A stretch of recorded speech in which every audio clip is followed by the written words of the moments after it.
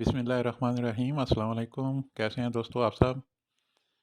آج چلتے ہیں ترکی جی۔ ترکی کے شہر بٹلیس میں شدید برف باری ہوئی جس کے باعث علاقے میں لوگوں کا سفر کرنا مشکل ہو گیا ہے۔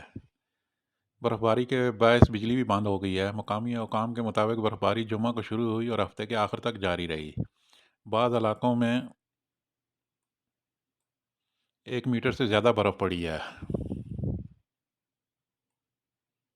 شدید موسمی حالات نے سڑکوں کو ناقابل گزر بنا دیا ہے، جس کی وجہ سے شہر میں بہت سے اسکول اور کاروبار بند ہو گئے ہیں۔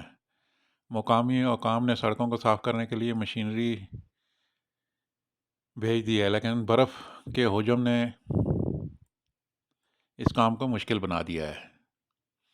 شدید برف باری نے ہوائی سفر کو بھی متاثر کیا ہے۔ بٹلس ہوائی اڈے پر آنے جانے والی پروازیں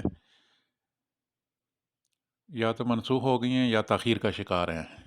مقامی باشندوں کو گھر کے اندر رہنے اور غیر ضروری سفر سے گریز کرنے کا مشورہ دیا گیا ہے، کیونکہ موسم کی شدید صورتحال آئندہ چند روز تک جاری رہنے کی توقع ہے۔